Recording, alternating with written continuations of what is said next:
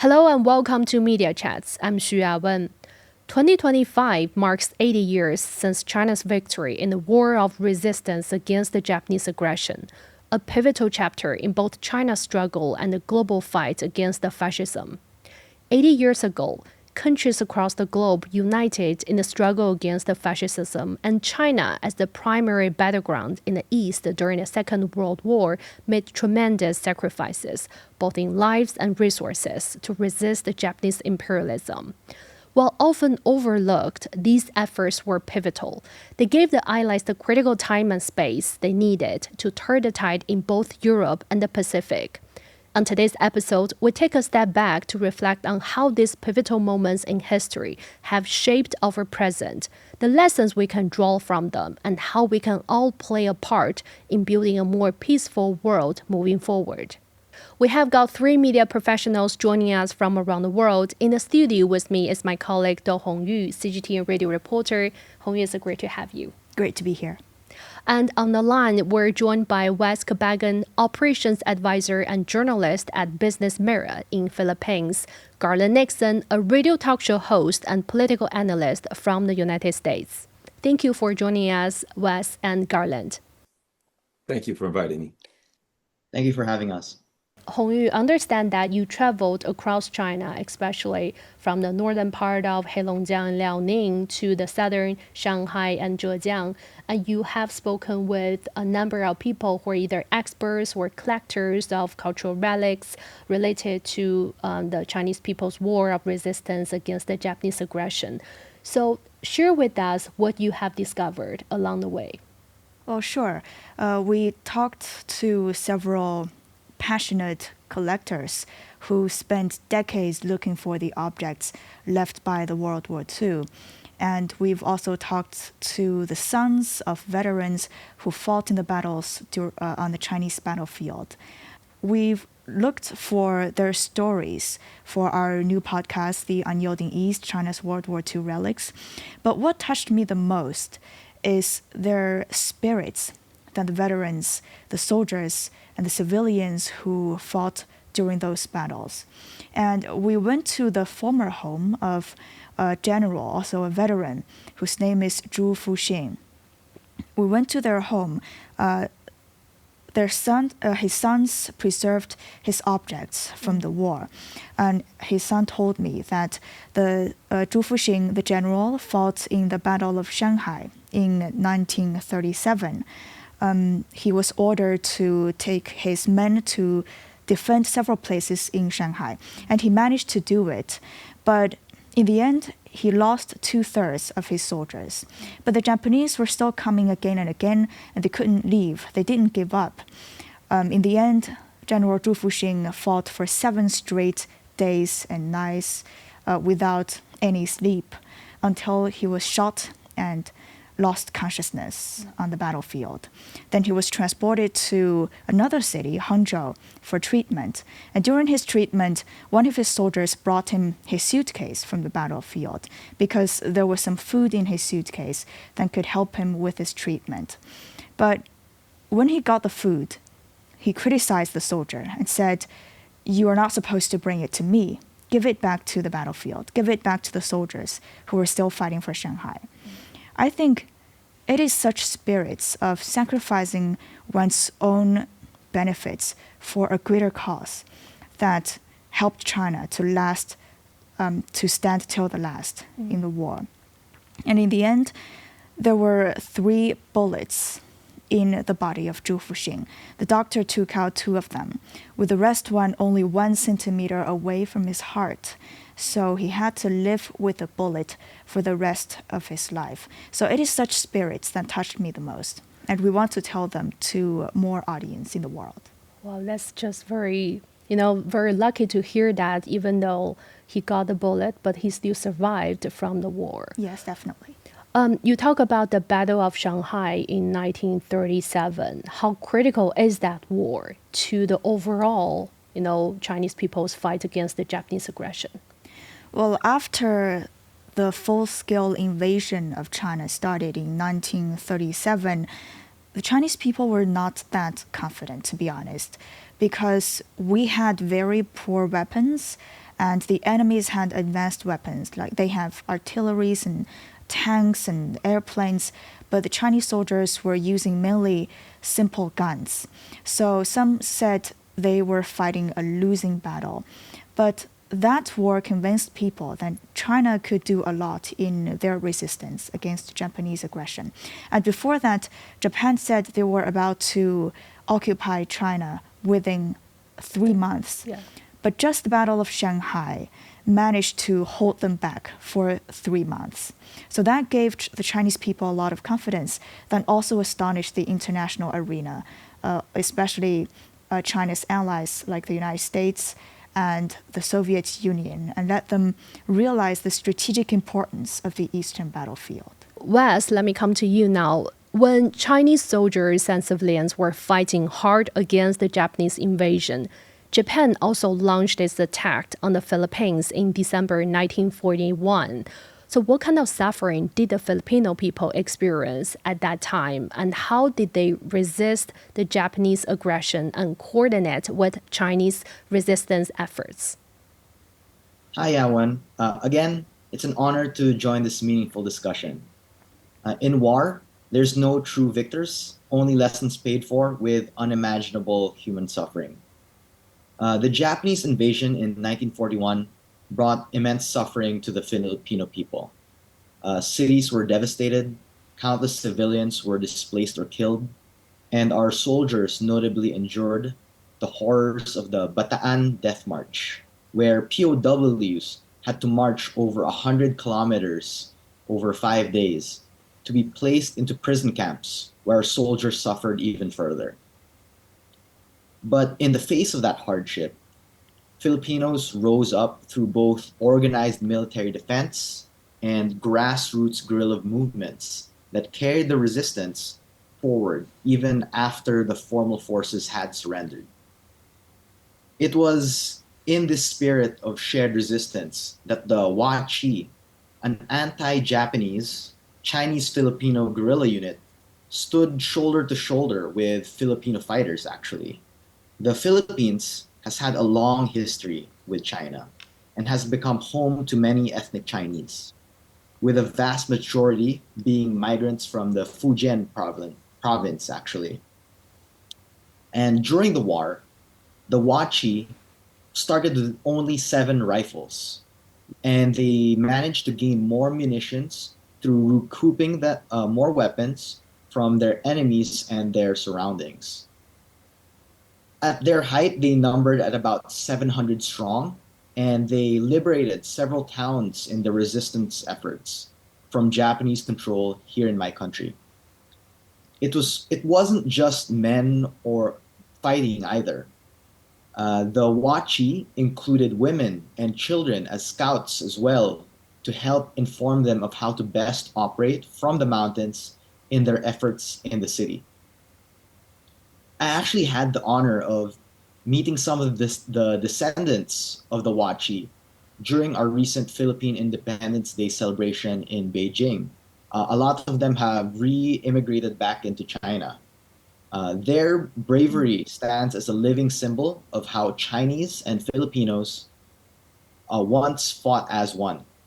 While direct wartime coordination between China and the Philippines may have been limited by geography, our people were united by a common struggle for freedom.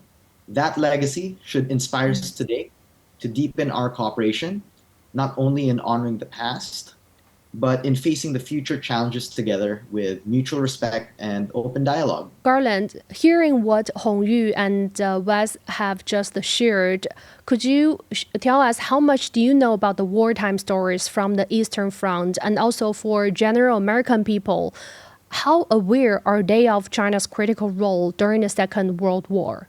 So, unfortunately, in the United States, the story of World War II is told from the perspective of the United States. The U.S. is painted as a victorious leader, particularly in Europe. We're told mostly about D-Day and Normandy invasion, and in the we're told about the naval battles in the Pacific. But sadly, the United States does not really expound upon the great sacrifices that were made by the Chinese people and the contributions of China to World War II. Americans get very little of that, maybe a little bit of information on, say, the horrors of Nanking, not a lot. The other part of it is this: the United States, because of its geographical remoteness, they don't have most of the people here don't have a concept of soldiers that are fighting to protect their families and their wives and their children at home, making great sacrifices because their land and their home is under attack by foreign aggression. So it's very difficult for United States citizens to understand the Chinese perspective. And sadly, we are not taught here in history and in schools about the sacrifices and the contributions of China. So you talk about how little American people are aware of China's critical role in the Second World War. Could you elaborate more on that? Why the Western media or textbooks long underestimated China's active role in the Second World War? And we have noticed that they often portray China as just the recipient of aid. Yes, well, what has happened is, and I think part of it is, unfortunately, is that to be quite frank, I live in the United States, and there are many people like me who spend their life fighting against and opposing imperialism and fascism. But I think that there's a very powerful element in our country that is, dare I say, in favor of imperialism and imperialist minded, and that they make a conscious effort to cover up the sins of the imperialist countries they've made an effort, unfortunately, again, to align with Japan and to rearm Japan and take actions that I think are unconscionable and that, to be quite frank, shouldn't be happening. So I think that there are very powerful elements in the United States that do in fact feel that China contributed to World War II, that China should be an ally of the United States, and that China is making great contributions in the world. But there is a powerful element in the United States government, particularly right now, who opposes China's rise and China's success. And I think that they probably feel that to expose to the people the sacrifices that China has made and how China has worked so hard to overcome these types of aggression when they were militarily outmatched, and that the Chinese government has done a great job of leading their country through a terrible and violent aggression against them, and to come out of that and to be successful. I think there are people in our government who would not want Americans to know that, because it would cause Americans to feel more of an alignment with and a lot more respect for not just the Chinese people, but the Chinese government and the Chinese way of leading their people forward.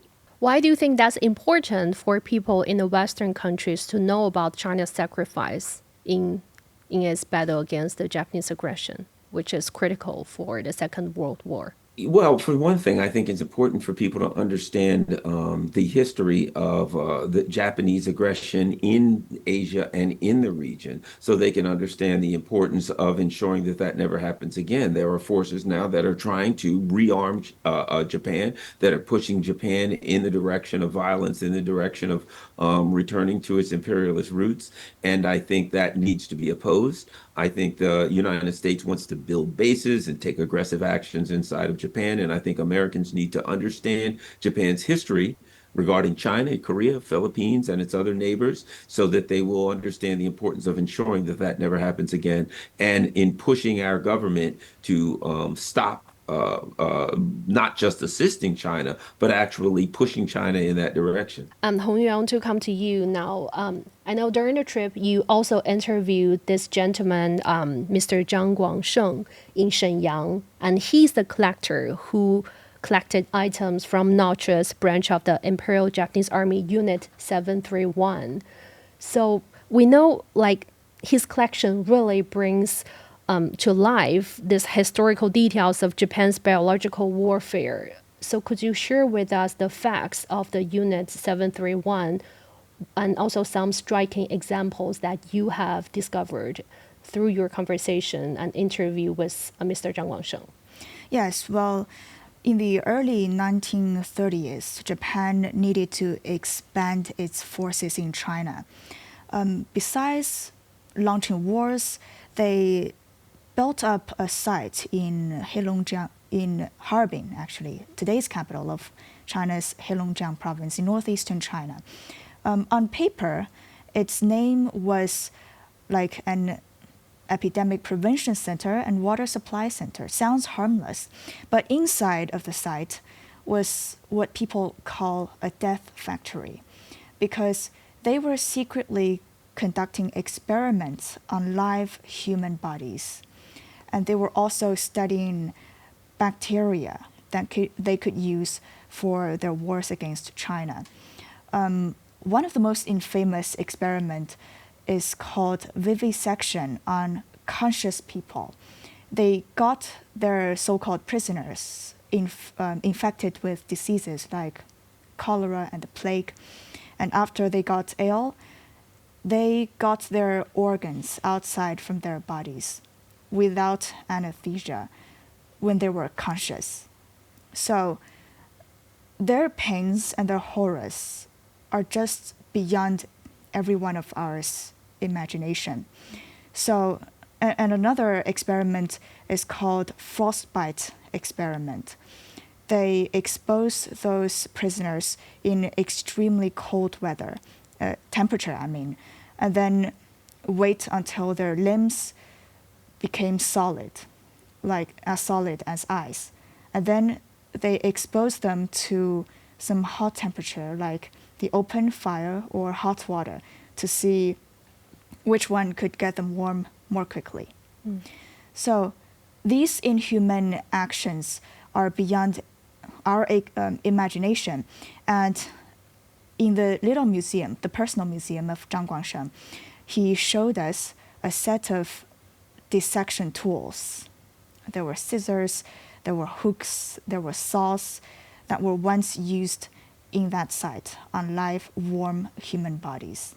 And when looking at it, I literally took cold breath and took a step back and I could feel that my hair was standing on their end. So I think the first trauma was the pains and horror that they brought to the Chinese people. And then they used some of the conclusions, the results of their experiments onto the Chinese battlefield.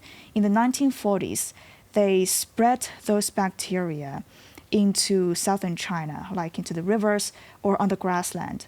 So the local villagers and civilians could be infected with those diseases, and also the soldiers could be infected. And during their biological war, over 200,000, over millions of people were infected, and 2 million died from those diseases. So that is a great loss, not only to the Chinese army, but to the ordinary people in China. The civilians. I want to come to Wes and Garland real quick. Have you heard of this, what Hongyu has just described before? Unfortunately, I have been familiar with these events. There have actually also been films made of these events. And it's not just heartbreaking, but it's hard to even put into words how unimaginable of a crime against humanity what took place in those experiments. Garland, is your first time hearing the... No, it's not actually my first time. I've heard stories about that before. I do have a person who I interview weekly on my YouTube page, and we talk about a lot of international crimes by various intelligence agencies. And in our discussions about the United States using biological warfare in Korea during the Korean War against Korean and Chinese soldiers, we did get into discussions. We have gotten into discussions about the Japanese use of biological warfare on many on several occasions, including this one, and of course the infamous unit that Japan had that did that. That in fact did continue with some of that activity after the war. So I'm familiar with it. It's horrible. It's horrible activity. But the reality is, I would say most people around the world aren't that, particularly in the West, that the Western governments and Western media does not report on those kind of things because Japan is supposedly now an ally, and it would, opens people's eyes as to the potential that could come from arming Japan because of their terrible history of these types of acts. Based on my knowledge, till today, the Japanese government still refused to fully acknowledge the war crimes, the inhuman war crimes committed, especially by the Unit 731 on Chinese soldiers and civilians. Why is that? And how important is it for the Japanese government to admit their crimes against the humanity? Well, it's like if I were bullied and I somehow won in the end, the bully would not regret having bullying me. They would only regret not having been strong enough to win, because their mindset is still the same as those during the war. They don't admit or apologize because that's not beneficial to them after the war. It is the same logic as they violated the other countries. As long as it's not beneficial to me, I would not do it, regardless of whether it's moral or not. So it is this kind of logic that pushes them back from admitting or apologizing. Actually, admitting the crimes, the facts, or apologizing, or even giving people some compensation, that's not difficult theoretically. But what's more difficult for them is the display of an attitude. They're not, from my understanding, they're not fully abandoning hegemonism or power politics or such mindset, because one day, if they become the strongest again, they might still do it. So if they apologize or if they admit those crimes today, they would tell the world from a national level that they're abandoning those old mindsets. So that would be an attitude that they will display. So they don't want to show us this attitude. That's why they're not apologizing. But that's not fair to the people, their descendants who suffered from those warfare crimes. Yes, definitely. And if they can really admit those crimes and apologize from a national level, first and foremost, that will be a great relief for the hundreds of thousands of victims and their descendants. Some of the victims are still alive today, waiting for their apologies. If they do that, that will be a great relief to all of those souls and their descendants. And second, this will add more stability and peace and hope to today's world. This will show the world that fascism is really fading out, not just because of their loss during the war, but also they're really rethinking about what they have done. And they are really willing to show the world that they regret it and they don't want those things to happen again.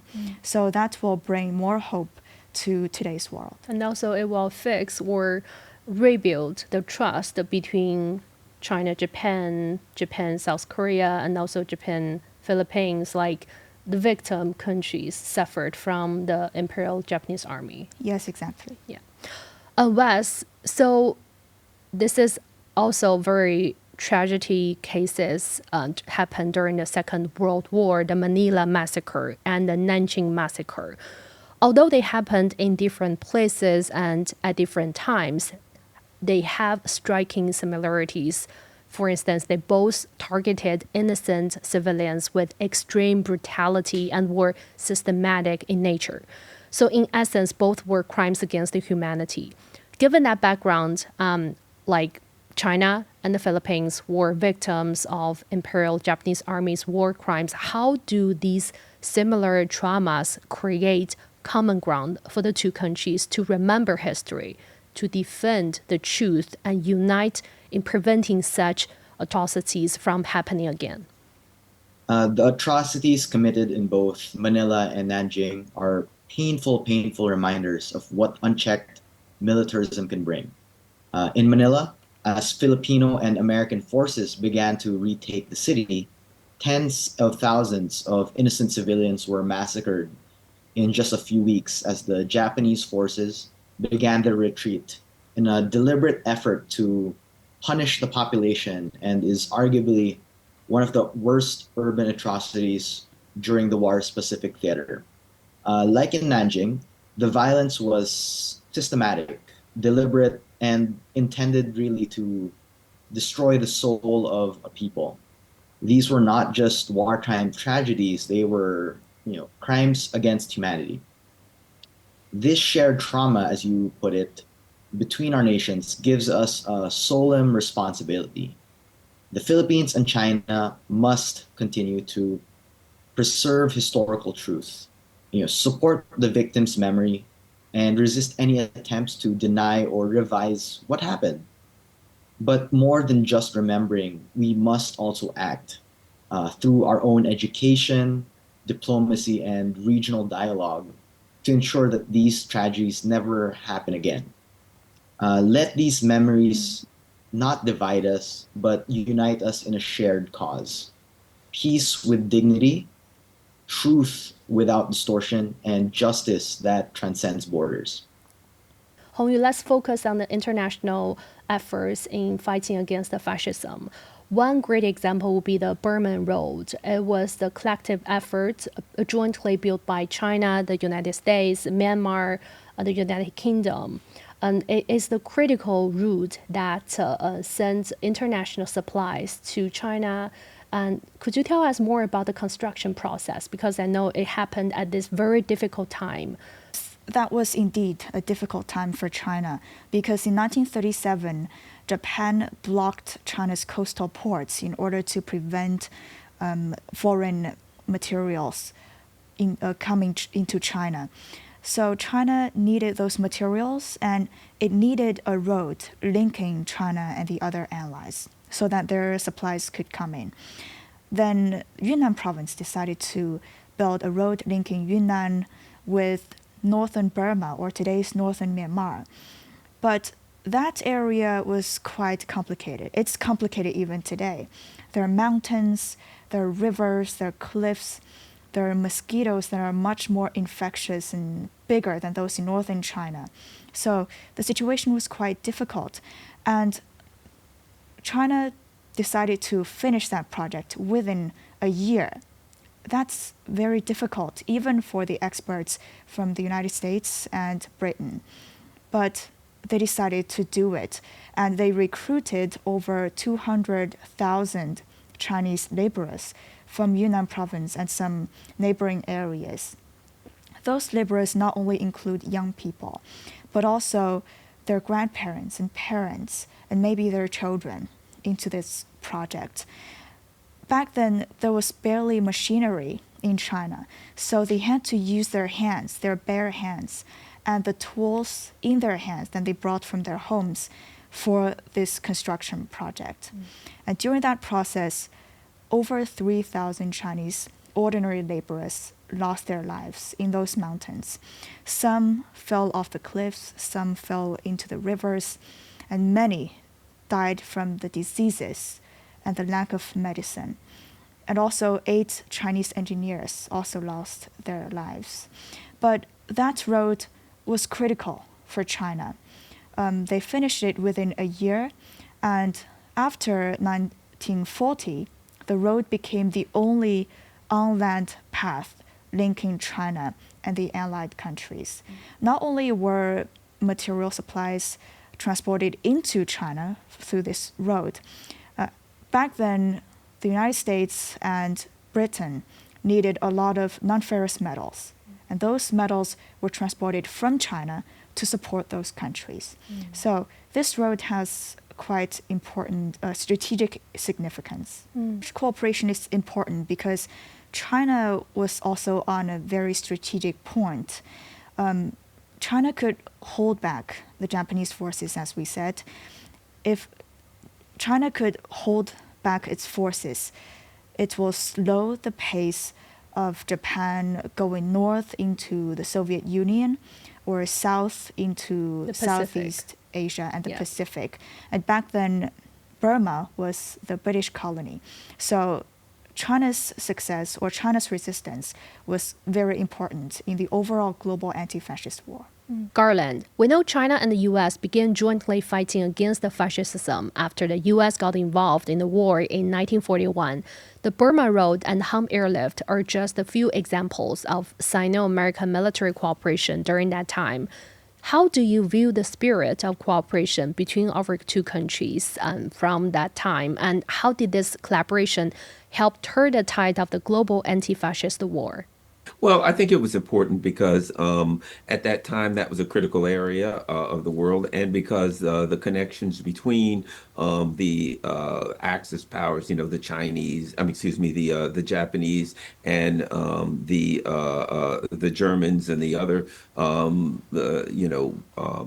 points of fascism could have come together and become very powerful. And I think it was important that they worked together to hold the line and to stop the Japanese from being able to, really be as effective as they wanted. Granted, China suffered a lot, but they were able to, take a lot of suffering and ultimately to be victorious. So I think it was critical. I think that a lot can be learned from that today.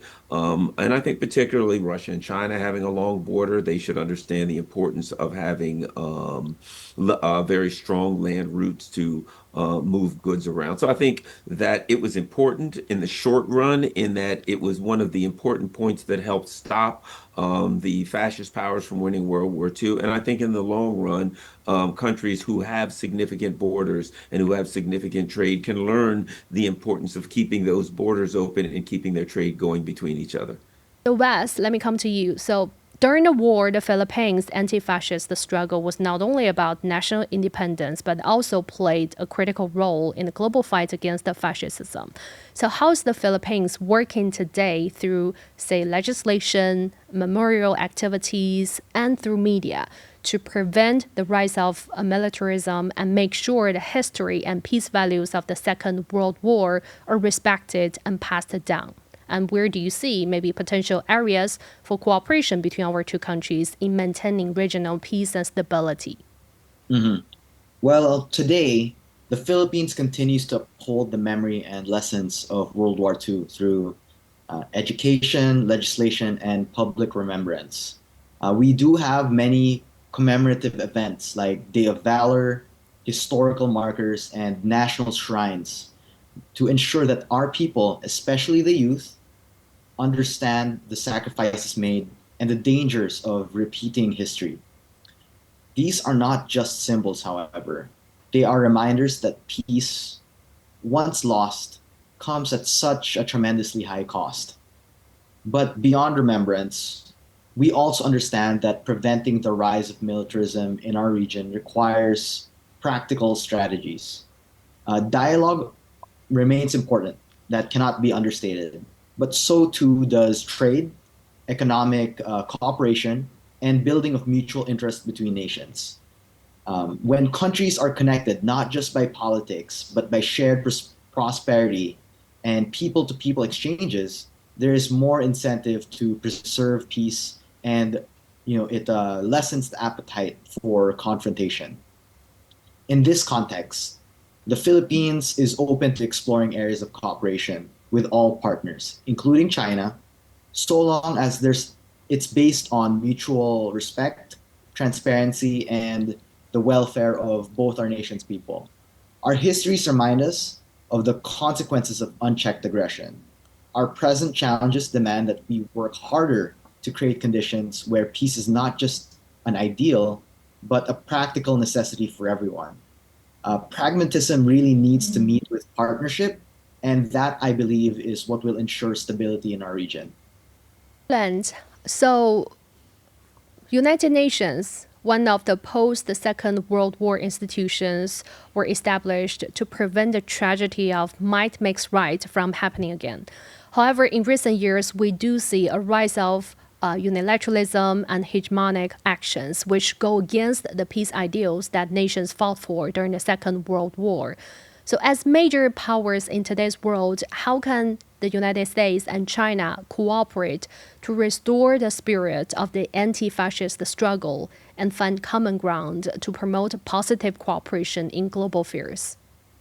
Well, right now it is quite difficult because the leadership of the United States currently are, acting fairly aggressively against China and struggling for hegemony. But I do think the potential is there. I do think that particularly if the United States and China can come together for some economic ventures together. One of the things that was suggested prior to the beginning of the Trump administration was that the China is very successful in the area of building cars, and the United States car industry is getting weak. That they could potentially come together. Maybe some Chinese electric cars or something could be made in the United States. So I believe that if the United States and China could be aligned with some economic ventures, it could help overcome some of the aggressive rhetoric that's being used as propaganda in America, because those types of economic partnerships would help everyday Americans improve their economic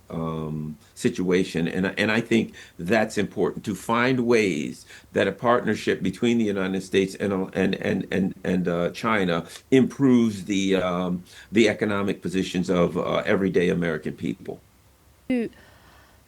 Let's talk about China's foreign policy today, because we know in modern history, China was the oppressed party during that period. But over the past few decades, it has grown stronger in terms of military power, in terms of its economy, and also overall influence. So how has that oppressed history that China had experienced in the past influenced or shaped China's foreign policy today, with the core of defending peace and striving for shared prosperity? Well, history has proved to us that fascism would only bring hegemonism, discrimination, or the loss of human dignity, such as in the site of Japan's Unit 731. They didn't refer to those so-called prisoners as human beings. They called those bodies for experiments as logs. That means they didn't see them as human beings. They were just used for specimens, like the other animals. So what China is trying to do is to prevent such a thing from happening again, or preventing the rise of hegemonism or power politics. So I believe what China is doing right now with its initiatives that it's proposed, like the Belt and Road Initiative, the Global Security Initiative, the Global Development Initiative, and Civilization Initiative, this logic is the same. During the war, China fought against fascism, and then the invasion of the fascism powers failed. But fascism didn't die out eventually. It still exists today. And today, China is still fighting against fascism, but in another way. What is different from 80 years ago is that today's China is so strong. It's so strong that its voices can always be heard. And the world is eager to listen to what China has to say. So China is trying to voice for peace and for those less developed, those impoverished and the weak ones, so that hegemonism and the law of the jungle and the logic where the strong can devour the weak will not rise. So I believe what China is doing today is the same as what it did during the World War II. It is still resisting fascism and the rise of hegemony and power politics, but in another way, maybe in a more peaceful way. Very well said, such as through the Belt and Road Initiative, to have all the developing countries and countries from the global south to join in and develop together. The more you're developed, maybe in the international stage, your voice will be heard more clearly. Yes. So Wes, China and Philippines formed a deep bond through their shared struggle against the fascism, and today China is turning that historical friendship into practical cooperation, like through projects I mentioned, the BRI. So from Philippines' perspective, how does China's approach of shared future differ from the hegemonic power led by some countries in the West, and what special values does this cooperation have for maintaining regional peace and stability? Well, it's all about building bridges. The Philippines welcomes partnerships that are based on mutual respect, national interest, and genuine benefits to our people. And I assume that's similar with all the other members in the BRI as well. Um, China's stated approach of shared consultation, joint construction, and shared benefits offers an opportunity to move away from the post Cold War cooperation models that at times imposed unequal conditions or external pressures. So today, the spirit of cooperation is already evident in practical ways, even in my own country. China is the largest source of steel imports for the Philippines, very necessary for construction and development. And financials technology empowers GCash, a key platform in our digital payment ecosystem. Lazada, a Southeast Asian subsidiary of Alibaba and my former employer, is one of our largest e-commerce platforms in the Philippines. It also supports thousands of local MSMEs here, not to mention provides many sellers and manufacturers in China on the Taobao platform access to the Philippine market. So creating a beneficial ecosystem for people in both nations and aligns with China's dual circulation economic strategy will really help build these win-win cooperations that help everyone involved, really creates value across the chain. And it's worth noting that some of our most successful Filipino entrepreneurs trace their roots to Fujian, China, as I mentioned. Our, it's a real reflection of how deep and enduring our people to people ties are. At the same time, we also recognize the meaningful cooperation is not just transactional. It must respect sovereignty, follow fair and transparent practices, and ensure that local communities benefit. That is the kind of cooperation that Filipino people deserve, or everyone deserves, and is what we will always advocate for. I also want to emphasize the historical bond we share.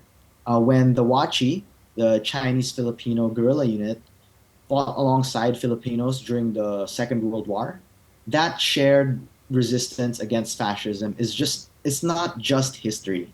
It's a reminder that unity must be built on trust, not coercion, and on partnership, not dependency. And looking ahead, win-win cooperation between China and the Philippines can be a force for regional peace if we remain rooted in mutual dignity, accountability, and respect for each nation's path. And even though there are competitions and differences between our two countries, the China and the US, both countries share common interests, such as in tackling global challenges, like in climate change, terrorism, and public health. Do you think the history of China-American cooperation during the Second World War can help revive the spirit of cooperation? I think it can, and I think that it's important, something we've been discussing, and that is it's important for the people to find out. It's important for the people of the United States to understand, because right now we are experiencing a flood of anti-China propaganda coming down, top down from the government. But as the people in the United States, who quite frankly are somewhat disenchanted with the leadership of our country right now, as they start to understand more about China's history, as they start to understand China's foreign policy. I don't know if you know, but one of the problems that President Trump is having right now is that the people who voted for Donald Trump, one of the things that they wanted was to fewer military entanglements in foreign policy. That the people in America are saying we want less war, we want less foreign entanglements, and the government is not, providing the representation that the American people want, and that's kind of destabilizing our country. And I think that the more the American people learn about China, they can see China's successful foreign policy model as something that the United States could pursue. They can see the benefits sits in Africa, as a person of certainly of African descent, people in the United States who are of African descent are starting to take note of the African people and how China is, successfully raising a lot of areas in Africa up out of poverty through their win-win partnership foreign policy. So I think that the knowledge of China, the understanding of China's foreign policy, and the understanding of the outcomes of China's foreign policy and the history going again back to the contributions during World War II and the partnership that the United States had during World War II to come up with with the outcome that was necessary over fascism. All of these things need to be broadcast to the American people so that they can understand the potential for a positive relationship with China and the potential for improving the United States and the U.S. policies in a way that will benefit the working class people of the United States, unlike the problems that we're having today. As we approach the end of today's discussion, I'd like to share a special interview clip with you all.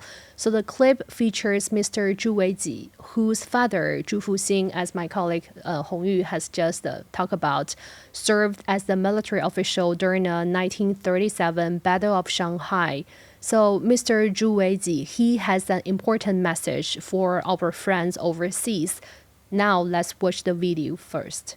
我想对海外的朋友最想说的两个问题，一个，你们要知道，当年中国人民对抗日战争所做的贡献，中国人民坚持了8年甚至14年的抗战，付出了3800万人的牺牲，就是中国人的这些艰苦抗战啊，中国这样的抗战，才是第2次世界大战最终能够赢得胜利，这一点是很多人还不知道的。第二个，我想知道，就说告诉大家要珍惜和平，就是一个国家一个人民，我们中国人向来是爱和平的，从来不去侵略别人。我们只有大家珍惜和平，珍惜来自不易的这个和平呢，才能够保持人民生活的好。你看，当才淞沪抗战的时候，中国人民生灵涂炭，第2次世界大战全球的这些人都生灵涂炭，而只有在和平的环境之下，才能得到幸福的生活。希望大家都记住这个教训。That's the video clip from Mr. Zhu Weiji. His father fought in 1937's Battle of Shanghai. Then Garland. So what are your reflections on Mr. Zhu Weiji's words, both in terms of China's pivotal role during the Second World War and also the spirit of peace? I want to thank Mr. Zhu Weiji for that heartfelt message. The pursuit of peace is a shared responsibility.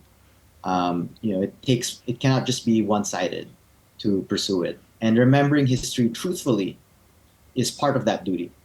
The sacrifices of the Chinese people during World War II, both soldier and civilian, were immense, and they deserve greater recognition globally for that. As friends in the region, we honor those contributions alongside our own, not to dwell on the pain of the past, but to ensure that it never happens again. On a personal note, actually, my great-grandfather was among those who lost their lives during the war. So this must happen, or like many families in Asia, we carry those memories with quiet dignity. That's why remembrance is not just historical, it's deeply, deeply personal. Peace is preserved not by forgetting history, but by learning from it together and by growing from it together. Oh, one of the things I think that has happened today, I'll say this with me in interacting with my dear friends here, I think that it has helped me to understand the importance of helping to spread the information about the sacrifices that the Chinese people made during World War II and the contributions that they've made. I have certainly studied the United States in World War II. I've done a lot of study about the Russian contributions as of recently about World War II. But I think it is important to also understand the Chinese contributions and to help spread the word to the American people about how the Chinese people worked in partnership with the United States for such an important goal, and that we do not want to squander their work. We do not want to make all of that hard work and all of those important outcomes in vain by allowing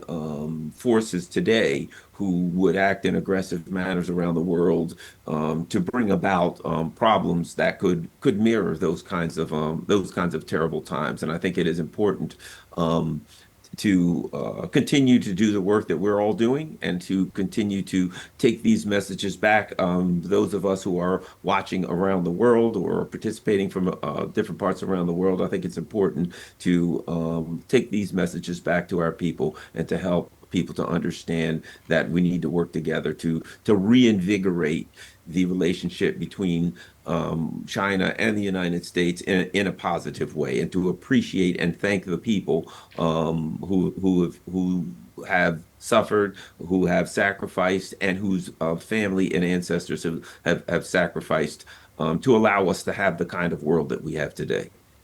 Hongyu, as media professionals, how can we ensure that the forgotten front is never forgotten again?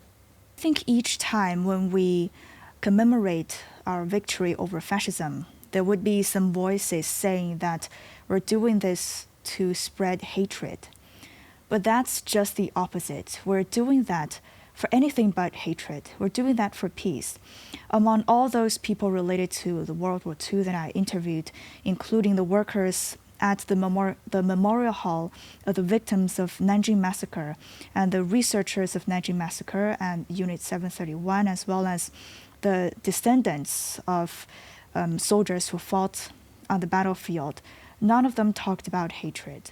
That includes the son of the soldier who lived the rest of his life with the Japanese bullet so close to his heart. They never talked about hatred. What they want is more peace. Because today we have great technologies and great conditions for us to live a better life, such as technologies, as some countries are trading attacks with drones. Some African countries like Tanzania and Kenya and South Africa, they're using Chinese drones with their agriculture. And there are also African students learning agriculture in China under the Belt and Road Initiative. So we want these wealth, these technologies to help people live a better life based on their own wealth and their own features of their land. So we can choose either to live a peaceful life, to live a better life based on our own characteristics and our own features, our own wealth, or fascism might rise one day and people may lose their dignity. And every one of us today could be a victim, and we don't want that to happen. So I think it is our responsibility to tell people that we commemorate our victory over fascism for the human beings. It is human beings' victory over fascism. So we're doing that for peace, for a better life, not for hatred. Thank you to our panelists for these profound reflections. May the sacrifices of the forgotten front serve as a powerful reminder that peace is never a given, but forged through remembering the past, honoring shared struggles, and choosing cooperation over division. That we're wrapping up this episode of Media Chats. I'm Xu Yawen. I've been joined by my colleague Do Hongyu, CGTN radio reporter, and also on the line we have Wes Kabagan, operations advisor and journalist at Business Mirror in the Philippines, Garland Nixon, a radio talk show host and political analyst from the United States. Thank you so much for watching. See you next time.